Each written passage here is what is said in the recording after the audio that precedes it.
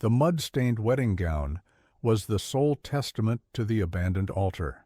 Eliza ran through the storm, her heart pounding harder than the hooves that seemed to chase her.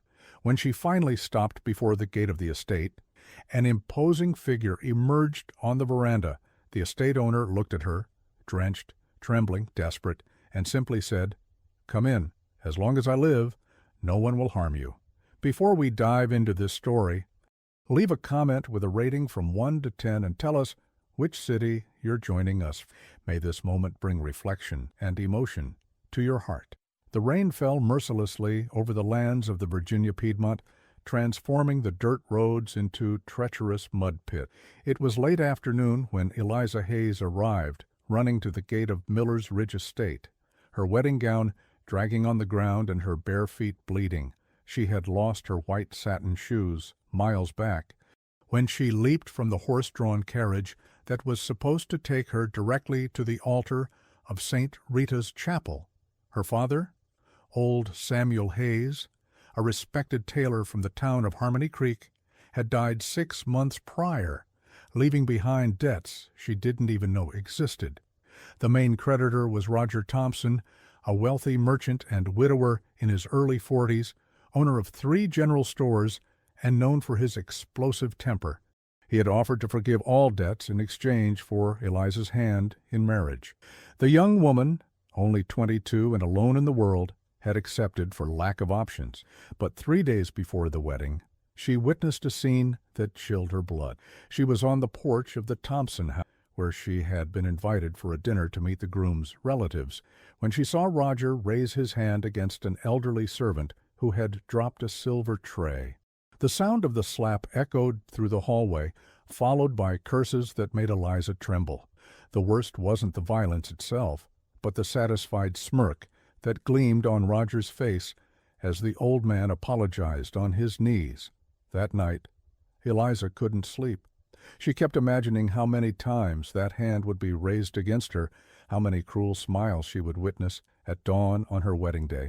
When the seamstress came to dress her in the French lace gown Roger had specially ordered from Alexandria, Eliza felt she was being prepared not for a celebration, but for a sacrifice. In the carriage on the way to the chapel, something inside her simply broke. The coachman, a young and distracted fellow, stopped to adjust the horse's harness. That's when Eliza jumped out and started to run. She ran through the cobblestone streets, then along the dirt paths, crossed coffee plantations and pastures until her strength began to fail. The rain came as both a relief and a torment. It hid her tracks, but made every step more difficult. When she spotted the iron gate of Miller's Ridge Estate, she vaguely recognized the place.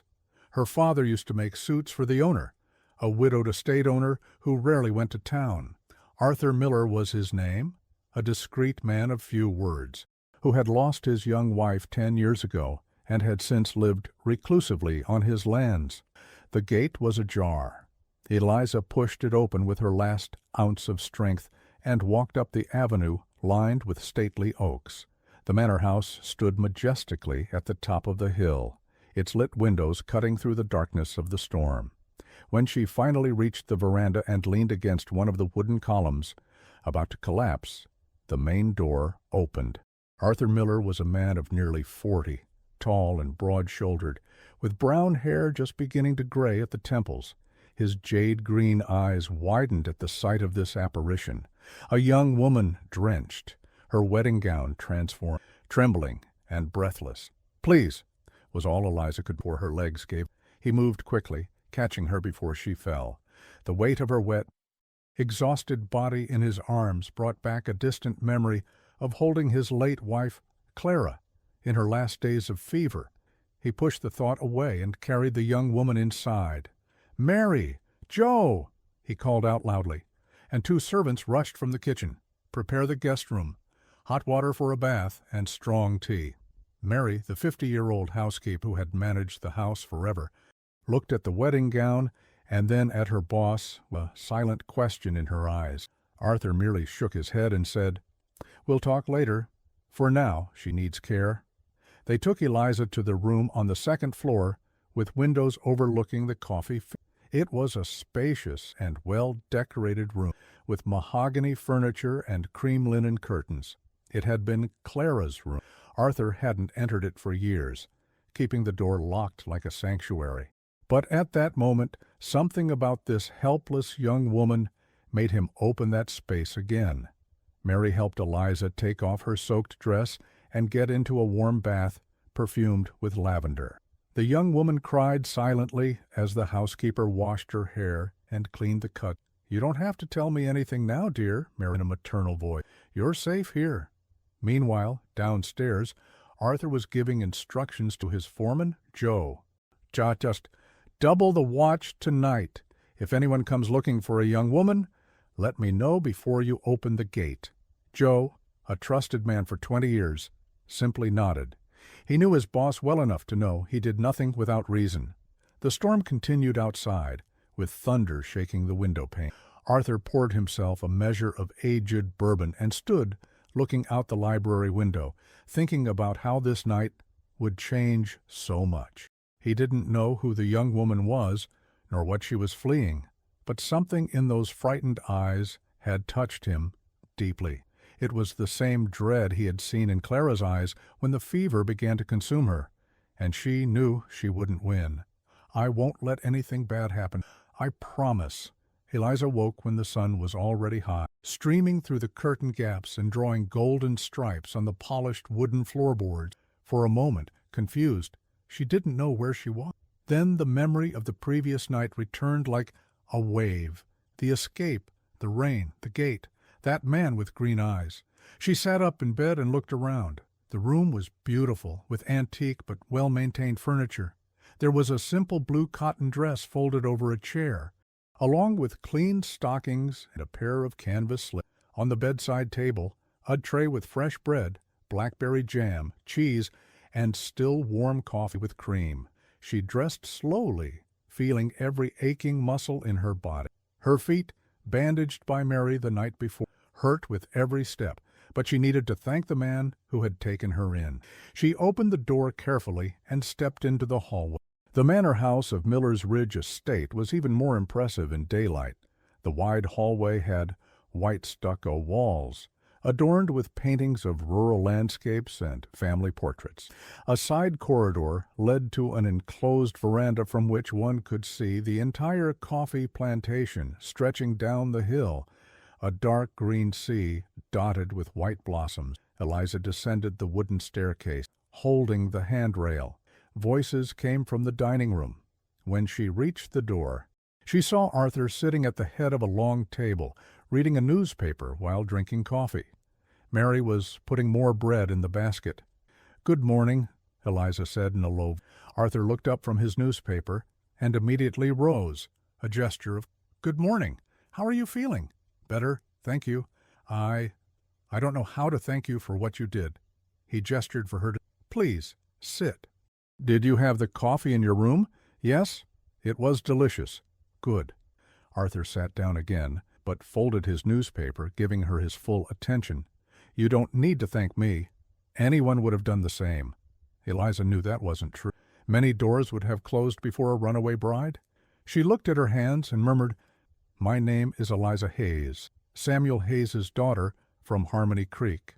"I remember your father," Arthur said. "He's an honest man, made suits for me for years. I'm sorry for your loss." "Thank you." There was a heavy sigh. Arthur didn't ask questions, which Eliza found strange and at the same time comforting. Most people would have bombarded her with questions. "I need to tell you," she began, "that yesterday was supposed to be my wedding day. I ran away." "I imagined something like that from the dress," replied simply. "The man I was going to marry, he's influential. He has money, powerful friends. When he finds out I'm here, he could cause trouble for you." Arthur picked up his coffee cup and took a slow sip before answering.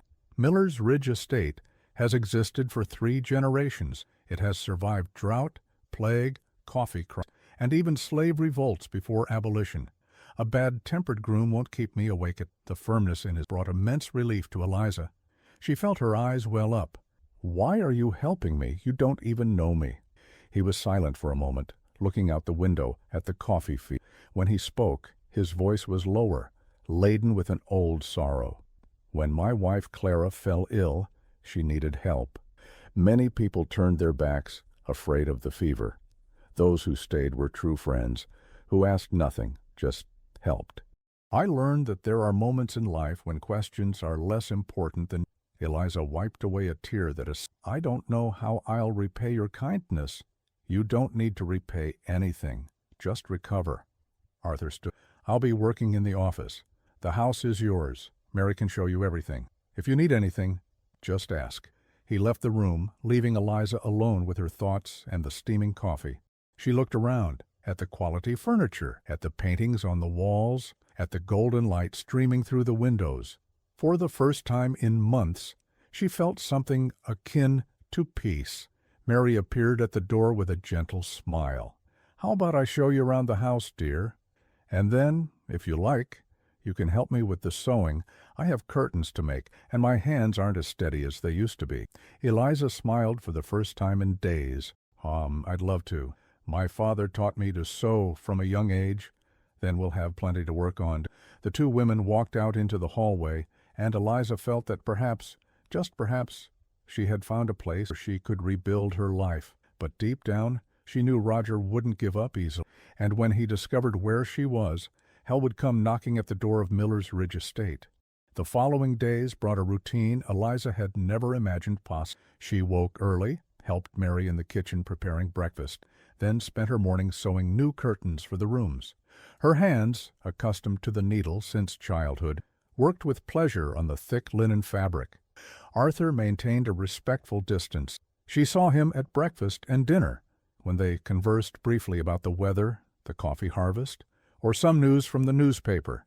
He never asked about her past, about Roger, or about her plans. This silent kindness was what Eliza appreciated most. On the afternoon of the fourth day, while sewing near the living room window, Eliza saw Arthur talking with the foreman Joe in the yard. The estate owner wore canvas trousers, leather boots, and a white linen shirt with the sleeves rolled up. His sun-bronzed arms indicated that he wasn't one of those estate owners who just gave orders. He worked alongside his men. Mary appeared beside her with a tray of lemonade. Mr. Miller has always been like that. Ever since he was a boy, when his father was still alive, he likes to get his hands in the dirt, to feel the coffee in his hands. How long have you worked here? Eliza asked. Since I married Joe. It'll be 30 years. I saw Mr. Miller grow up. I saw him marry Mrs. Clara. I saw him become a widower too young. Those were 10 very difficult years for him. He closed himself off so much that sometimes he'd go weeks without saying more than 3 words. How did she die? Yellow fever. It came quickly. Took her in less than 2 weeks. Mr. Miller was devastated. He had her room locked and never wanted to marry again. Mary looked at Eliza with a special glint in her until yesterday. That room had been closed for 10 years. You're the first person to sleep in that bed since Mrs. Clara died. Eliza felt a pang in her chest. I didn't know. He shouldn't have. No, dear, he should have. It was a gesture of trust, of a new beginning. Mary smiled. Sometimes God puts people in our path exactly when we need them. That evening, during dinner, Eliza ventured to ask, Mr. Miller, do you need help with anything else on the estate?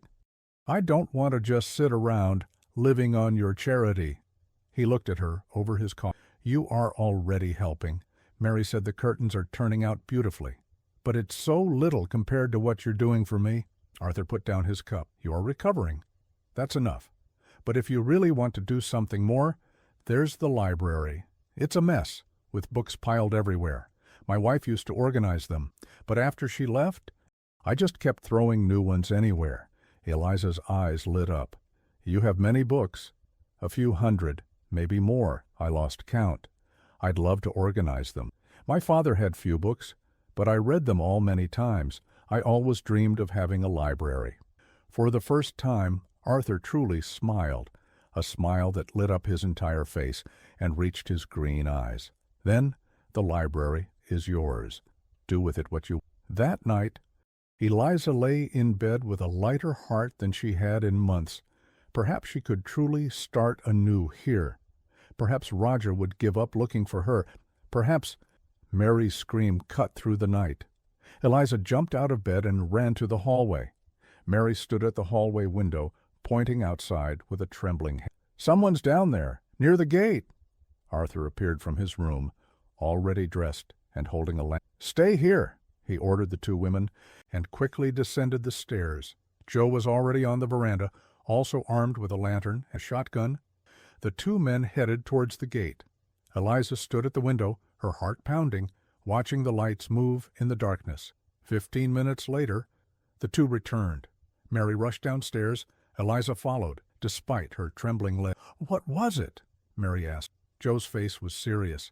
"Someone was lurking around the gate. Left horse tracks. When we got close, they fled. But not before they hung this." He showed a note tied to the gate with a red ribbon. Arthur opened the paper and read aloud. "I know the fugitive is there. Return what is mine, or face Roger Tom." The silence that followed was heavy as lead. Eliza felt her legs weaken. Mary supported her. How did he find out so? Arthur folded the paper with slow, deliberate movement. Then he walked to the living room fireplace and threw the note into the fire. The four watched the flames consume. "Tomorrow, I'm going to Harmony Creek. I need to speak with Sheriff Bernard. No one will take you from here against your will." "Eliza, that I promise." But even with the promise, Eliza knew the war had only just begun, and Roger Thompson was not a man to accept defeat. Dawn brought a dense fog that covered the coffee fields like a white sheet. Arthur left soon after, mounted on his bay horse, with Joe as his companion. Eliza stood on the veranda, watching the two disappear down the road, swallowed by the mist. Mary brought a cup of chamomile tea. "Drink, dear, calm your nerves." "How did he find out, Mary?" The housekeeper. "Harmony Creek is a small town.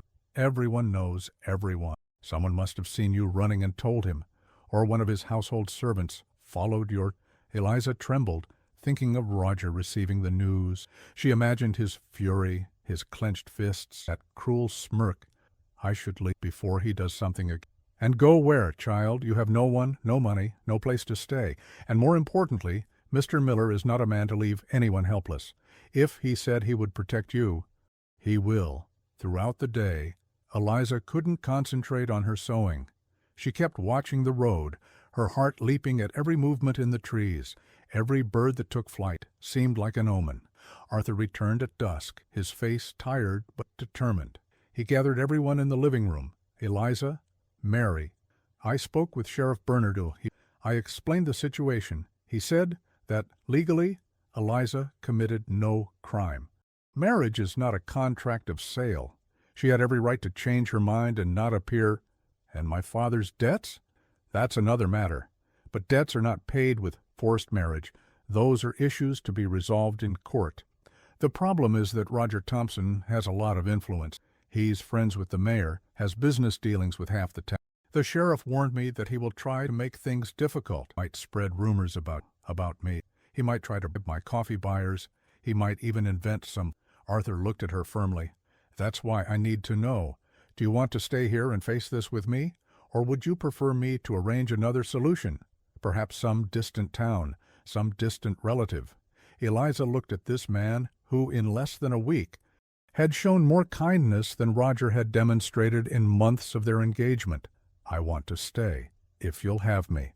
"Then it's decided. We'll face it together."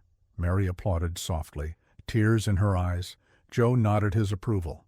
That night, first time, Arthur invited Eliza to dine on the enclosed veranda. They could watch the sunset paint the sky orange and pink over the... They ate in silence for some time, just listening to the birds returning to their nests. "May I ask a personal question?" Eliza said suddenly. "You may. Why did you never marry again after your wife?" Arthur looked at the horizon for so long that she thought he wouldn't answer.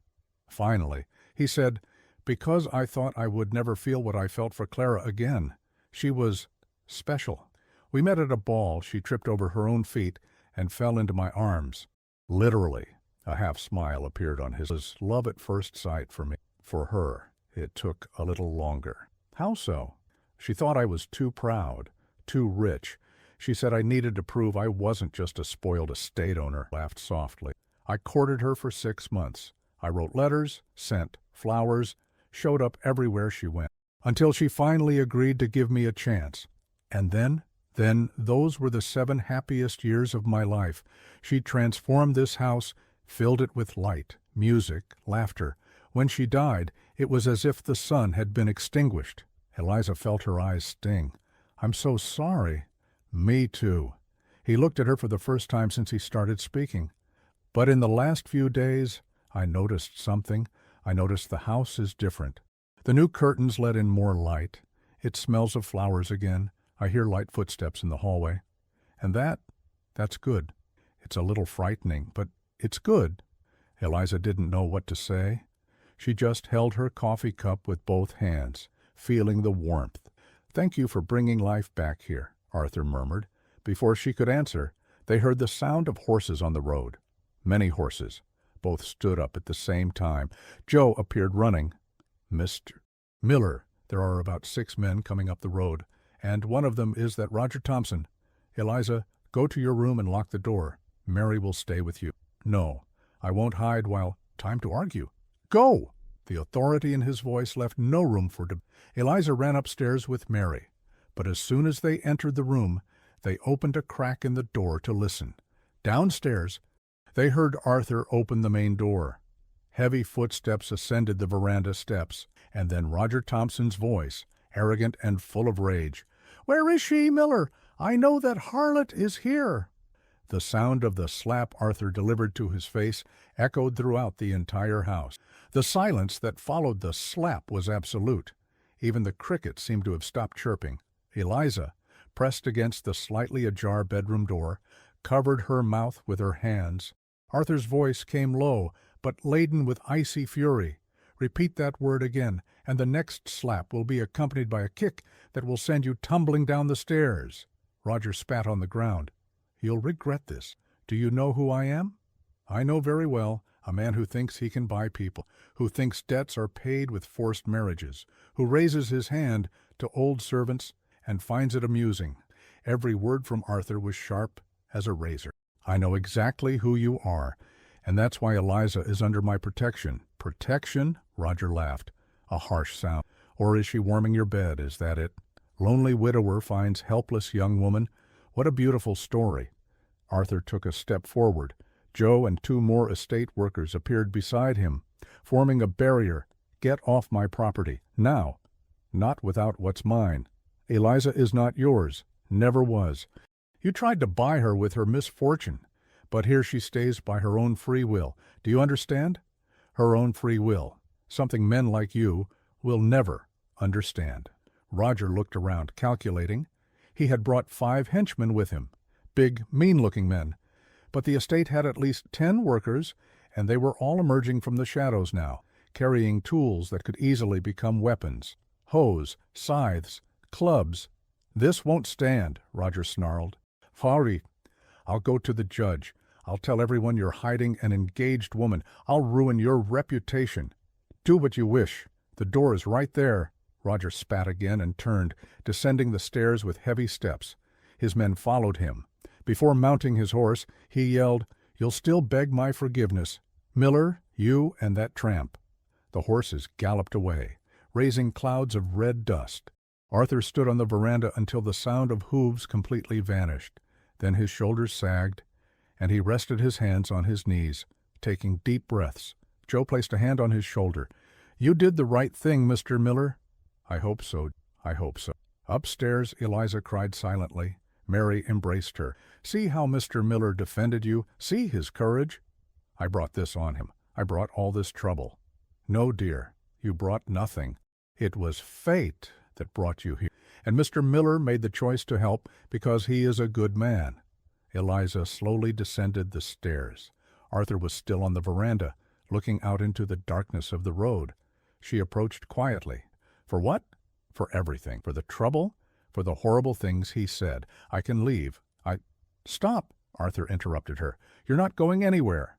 And it's not out of pity or obligation. It's because you deserve peace. You deserve safety. And if I can offer that, then I will offer it. But your reputation can be rebuilt. A heavy conscience cannot. When Clara died, I thought I died with her. I spent 10 years just existing. not living, until you came running in that storm, all broken and scared, and something inside me woke up. I can't quite explain it. But I know I won't let that man hurt you." Eliza felt something strange in her, a mixture of gratitude, relief, and something more. Something she couldn't name. "You are the best person I've ever known." "No, I'm not. I'm just someone who had the chance to do the right thing and chose to do it."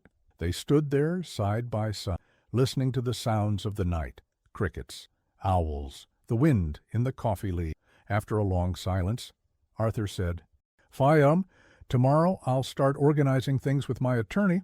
We'll officially register you as the estate's housekeeper.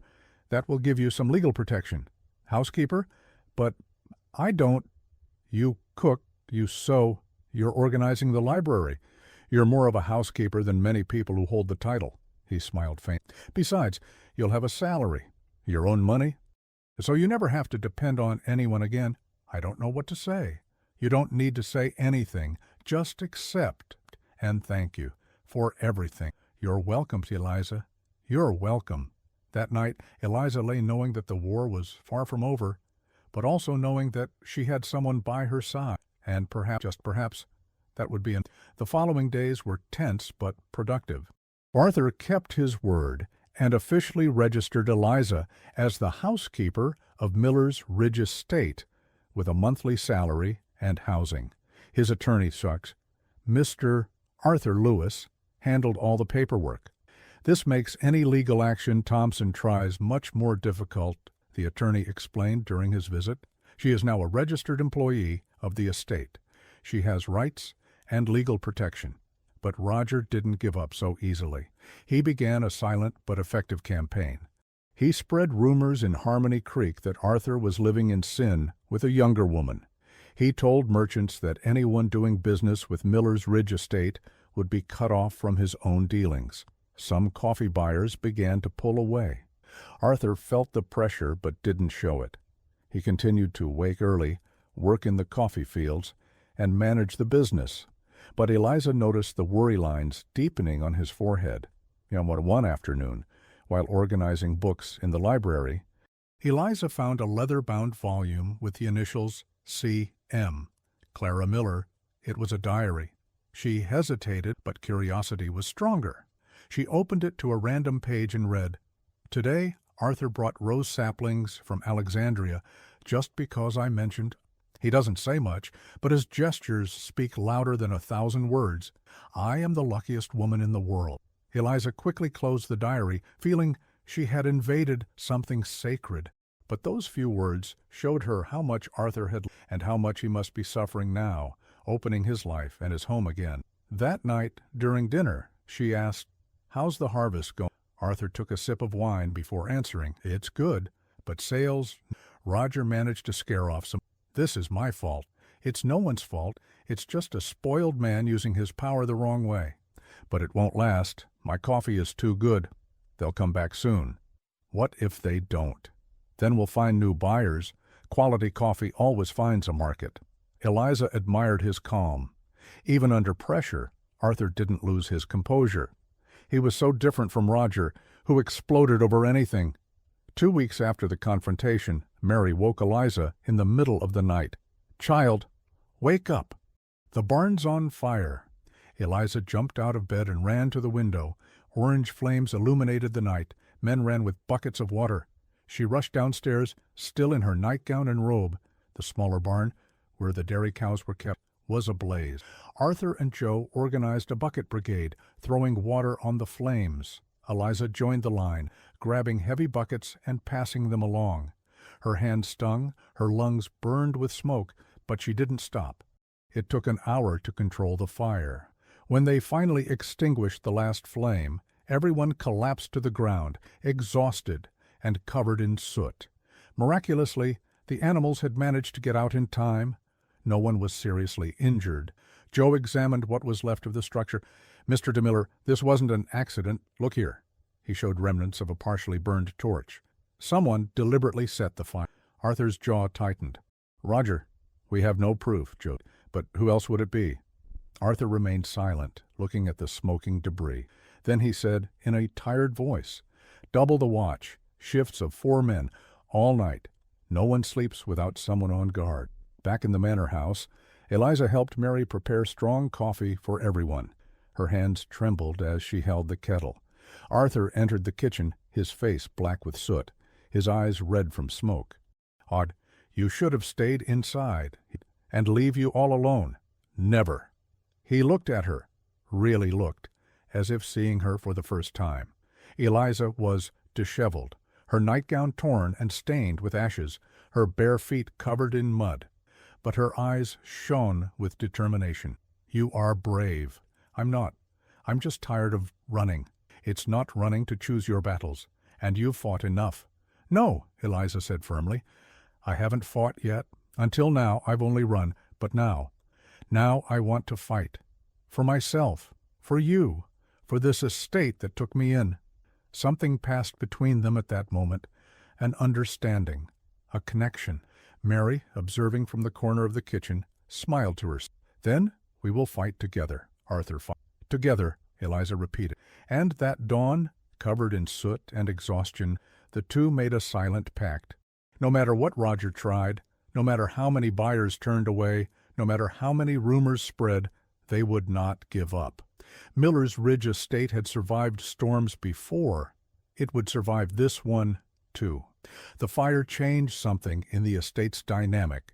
The workers, who at first looked at Eliza with curiosity and some distrust, now treated her with respect. They saw her fight alongside them, wet and dirty, not caring about appearances.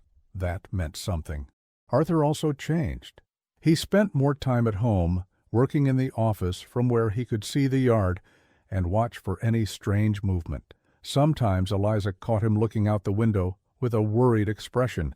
She knew he was calculating how much longer they could endure the pressure. The answer came on a sunny morning, when an elegant man arrived by carriage. He was tall, with a neatly trimmed mustache and an impeccable black suit. He introduced himself as Lucas Graham, a coffee merchant from Richmond. "I've heard about your coffee, Mr. Miller," he said in the office, while Eliza served small cups of coffee. "And I've also heard about the problems you're having with sales." Arthur remained calm. "What brings you here, Mr. Graham?" "A business opportunity. I don't care about small-town squabbles. I care about quality. And they say your coffee is the best in the region." "They say right." "Then I want a partnership. I'll buy your entire harvest for the next 3 years, with half payment up front. You'll have financial stability, and I'll guarantee a contract for my business in Richmond." Too generous, Arthur thought. "And why would you do that? You don't know me." Lucas smiled. "Because my sister was once saved by a kind estate owner when her husband tried to kill her. That estate owner hid her, protected her, and eventually helped her start her life anew. Stories like that aren't so common. When I heard yours, I felt it was my duty to repay that kindness, even if indirectly." Arthur was silent, processing. Finally, he asked, "Your sister, she was all right?" "Yes. Today she's a seamstress in Alexandria. It's her own business. 3 children. She's happy, and it all started because a stranger decided that doing the right thing was more important than avoiding trouble." Arthur looked at Eliza, who stood near the door with shining eyes. Then he looked back at Lucas. "I accept the partnership, but I want everything in writing with an attorney present." Naturally. 3 days later, the contract was signed. Miller's Ridge estate had guaranteed sales for the next 3 years. The financial pressure Roger had tried to impose ended instantly. When the news spread through Harmony Creek, the reaction was immediate. Merchants who had pulled away returned seeking business. The rumors subsided. And Roger, upon learning of the partnership, had a fit of rage that made him break furniture in his own house. But he was not a man to give up. If he couldn't destroy Arthur financially, he would try another way. The second offensive came on a Sunday afternoon. Eliza was in the garden watering the flowers when she saw an elegant woman descending from a carriage. She was beautiful, with the dark hair pulled back in an elaborate bun and a dark green silk dress. "Good afternoon," the woman said. "I'm looking for Mr. Arthur Miller. He's in the office. May I ask who is calling?" "Victoria Caldwell. We are old acquaintances." something in the way she said that made Eliza's stomach churn. But she merely nodded and went to call Arthur. When he saw Victoria, "What are you doing here?" "I came to visit you, Arthur. It's been so long." Eliza felt she should leave, give them privacy, but Mary appeared beside her and whispered, "That one was his fiancée before Mrs. Clara. She broke off everything to marry a rich banker. She heard Mr. Miller is single, and now she's back interested." Eliza's heart. She had no right to feel what she was feeling. She had no claim on Arthur whatsoever. But the idea of that beautiful, elegant woman winning him back made her sick. Victoria stayed until dinner, laughed, touched Arthur's arm constantly. She spoke of old memories, of balls they had attended together, of promises exchanged. Eliza served the food mechanically, feeling smaller and smaller. When Victoria finally left, it was already night. Arthur stood on the veranda, looking at the stars. Eliza went to him. "She seems very refined," Eliza said, hating the insecure way her voice sounded. "She's false," Arthur replied bluntly. "Always was. She left me when she thought the banker had. Now her husband's gone bankrupt, and she's back interested again." "But you were engaged. You must have loved her once." Arthur looked at Eliza finally. "I thought I did, but it was just an illusion. Clara showed me what true love was, and I never accepted less than that again. What if she's changed? What if now she—" "Eliza," he interrupted, "I don't want Victoria. I don't want anyone who only seeks me out because I'm well off or because I'm convenient. I want someone real, someone who fights by my side, someone who isn't afraid to get their hands dirty to put out a fire."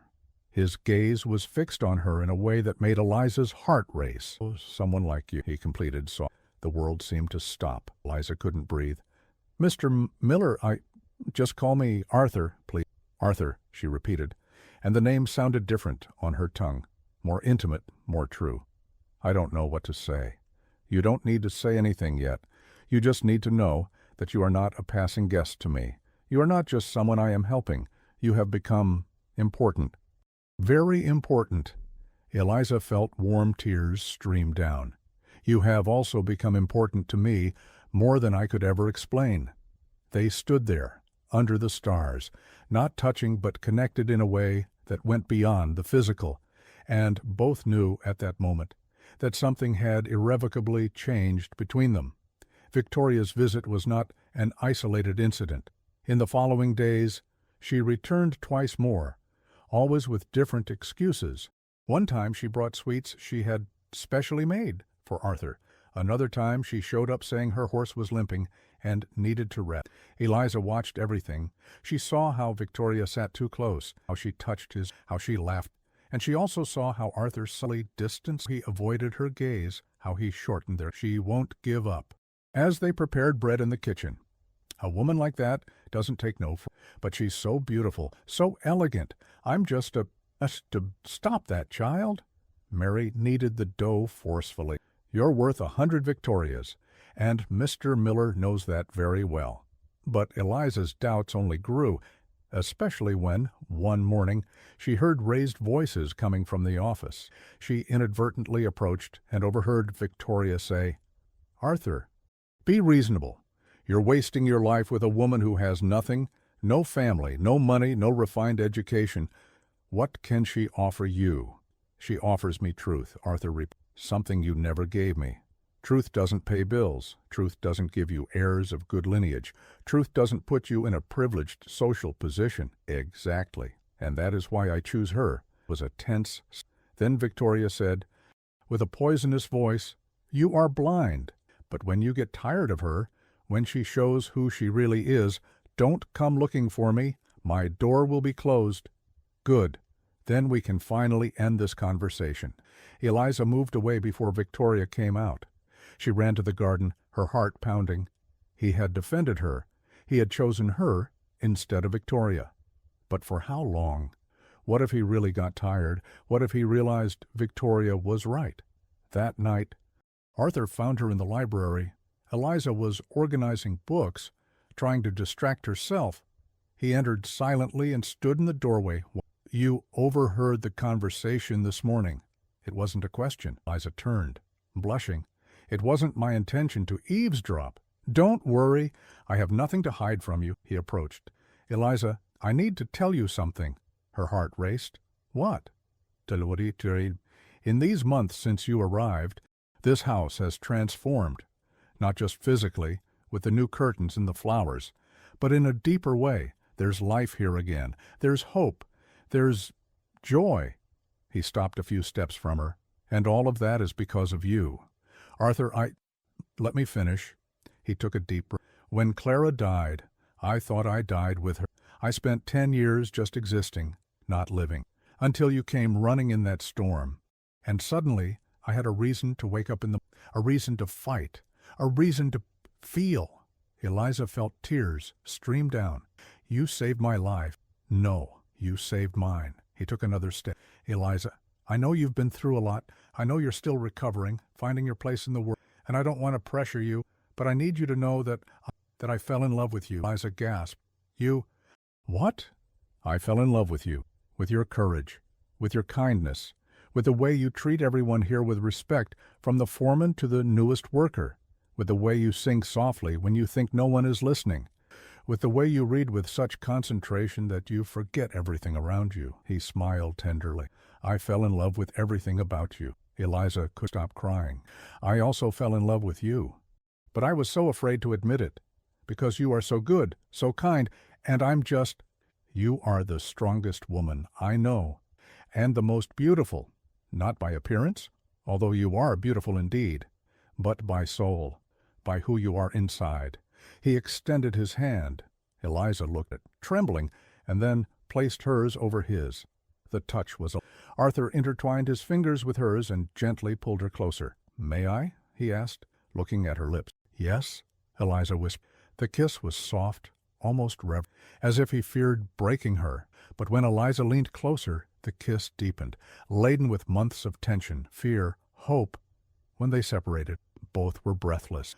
I love you, Arthur said, resting his forehead again. I love you too. And for the first time in her life, she felt those words were completely true. But their happiness would be short-lived, because the next day, Roger Thompson made his final move. He arrived early in the morning with Sheriff Bernard and 4 more men. They knocked on the door forcefully. Joe went to open it and came back running. Mr. Miller, it's the sheriff, with a search warrant. Arthur rushed downstairs with Eliza close behind. On the veranda, Roger smiled victoriously. Mr. Miller, the sheriff said, looking embarrassed, I have a search warrant here. Mr. Thompson has filed a formal complaint that you are harboring his stolen property. Property? Was confused. What property? Family jewels. He says Miss Hayes stole them before she fled. Eliza went pale. That's a lie. I didn't take anything. Then you don't mind if I search your room? That cruel smile. Go ahead, Arthur said. You won't find anything. But they did, hidden beneath Eliza's mat. Inside a red velvet pouch was a gold necklace with emeralds, a valuable antique, clearly expensive piece. No, Eliza cried. That's not mine. I've never seen it before. Someone put it there. But the sheriff shook his head, sadly. Miss, I'm going to have to ask you to come with me. Theft is a serious crime. She didn't steal anything. Arthur stepped in front of Eliza. This is a setup. It might be, but it's a case that needs to be investigated. And until then, she needs to be in custody. Roger laughed, his eyes gleaming with satisfaction. Finally, justice prevails. Eliza looked at Arthur with desperation. Don't let them take me, please. But there was no choice. The sheriff was just doing his duty. Arthur held Eliza's face with both hands. I will get you out of there, I promise. I won't rest until I prove your innocence. I trust you. Eliza was placed in a carriage, her hands bound, and taken to the Harmony Creek jail. Arthur stood on the veranda, his fists clenched, watching the woman he loved being unjustly taken away. You'll pay for this. There's nothing you can do, right? She's a thief. She'll spend years in jail. And when she gets out, if she gets out, no one will want anything to do with her. But Roger had underestimated 2 things: Arthur's determination and the loyalty of the people who truly knew him. The Harmony Creek jail was an old stone building, damp and dark. Eliza was placed in a small cell with only a straw cot, and a bucket. She sat in the corner, hugging her knees, trying not to panic. Meanwhile, at Miller's Ridge estate, Arthur gathered everyone in the living room, Mary, Joe, the workers, even Lucas Graham, who was visiting to finalize contract details. "We need to prove that Eliza was falsely incriminated," Arthur said. "Does anyone have an idea how to do that?" It was Mary who spoke first. "Mr. Miller, I cleaned that room yesterday morning. I changed the sheets, vacuumed under the bed, tidied everything. There was nothing there. I'm absolutely certain." "That means someone placed the necklace there after you cleaned?" "Exactly."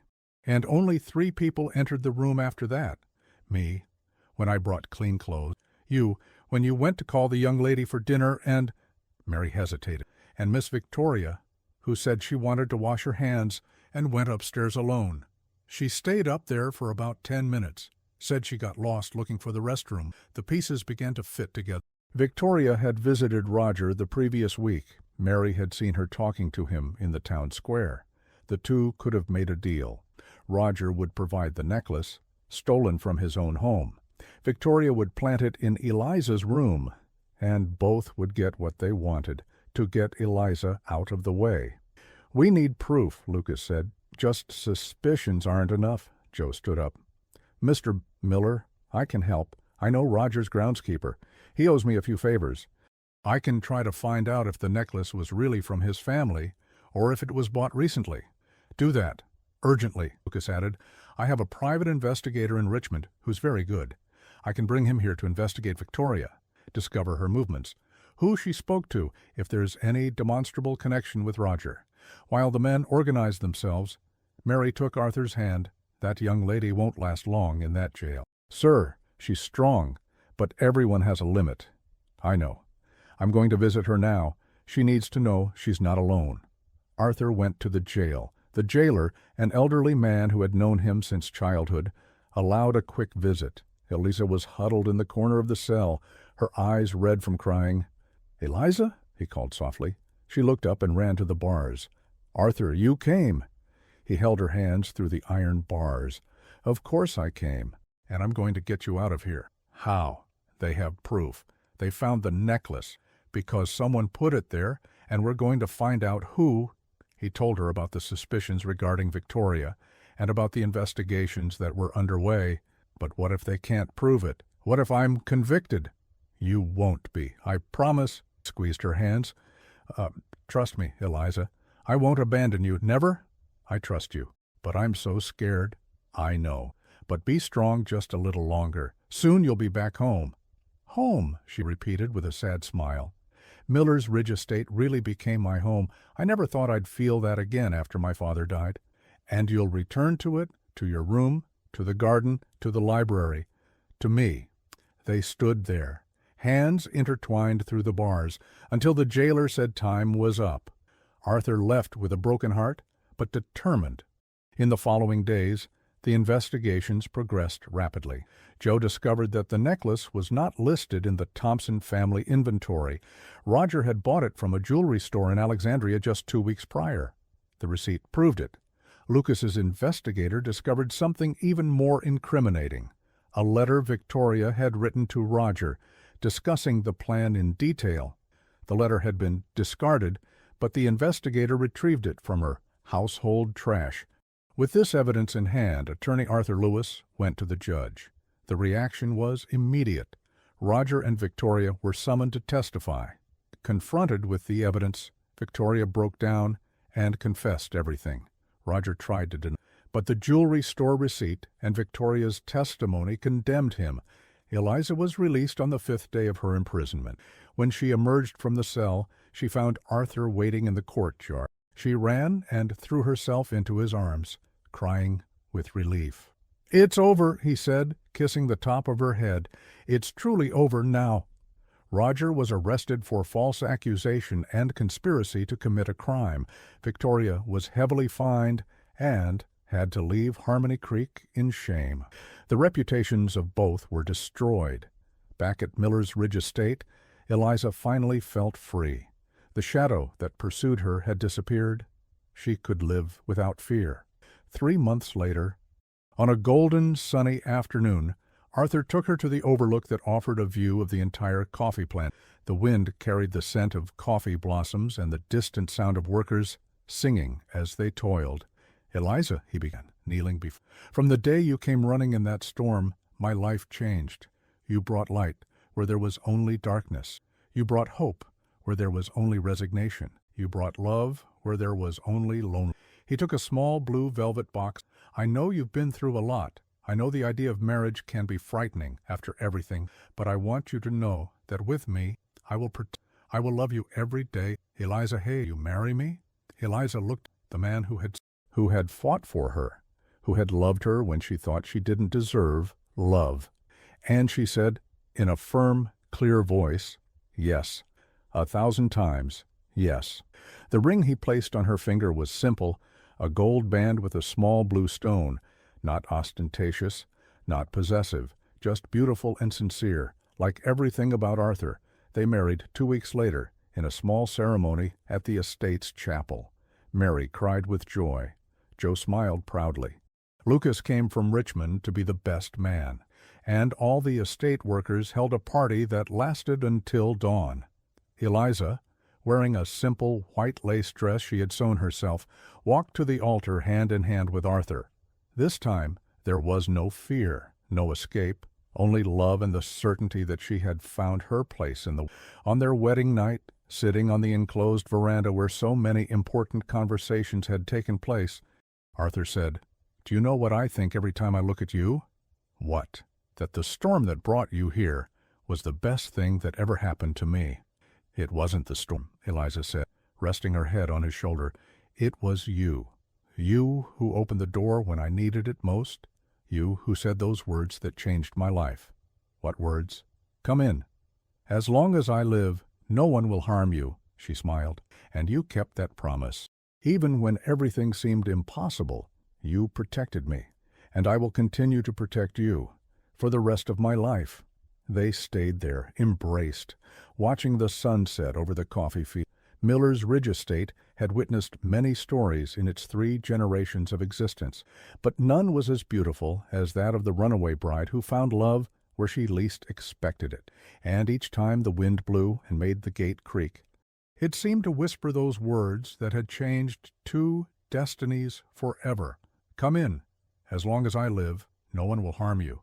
And so ends the story of Eliza and Arthur, a story of courage, love, and new beginnings. If this narrative touched your heart, don't forget to like and subscribe to the channel for more stories that move and inspire. Tell us in the comments, what was the moment that touched you most? Was it the storm scene, the fire, or the promise of love at the overlook? Your opinion is very important.